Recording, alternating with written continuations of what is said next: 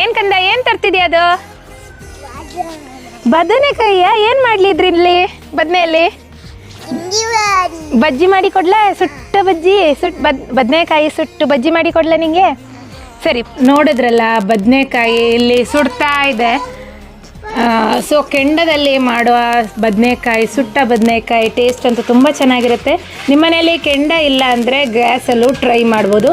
ಎರಡೂ ಸ್ಟೈಲು ನಾನು ಯಾವ ರೀತಿ ಮಾಡೋದು ಅಂತ ನಿಮಗೆ ಕಂಪ್ಲೀಟ್ ವಿಡಿಯೋದಲ್ಲಿ, ಫುಲ್ ಲೆಂತ್ ವಿಡಿಯೋದಲ್ಲಿ ತೋರಿಸಿದ್ದೀನಿ, ಚೆಕ್ ಮಾಡಿ ನೋಡಿ. ತುಂಬ ಸಿಂಪಲ್ಲಾಗಿ, ಈಸಿ ಮತ್ತು ಕ್ವಿಕ್ಕಾಗಿ ಮಾಡುವ ಸುಟ್ಟ ಬದನೆಕಾಯಿ ಬಜ್ಜಿ ರೆಡಿಯಾಗಿದೆ.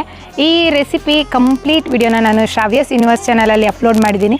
ಬೇಕಿದ್ದರೆ ಚೆಕ್ ಮಾಡಿ. ನಿಮ್ಮ ಮನೆಯಲ್ಲೂ ಈ ರೀತಿಯಾಗಿ ಸುಟ್ಟ ಬದನೆಕಾಯಿಂದ ಬಜ್ಜಿನ ಮಾಡಿ. ಟೇಸ್ಟ್ ಅಂತೂ ಸೂಪರ್ಬ್ ಆಗಿರುತ್ತೆ.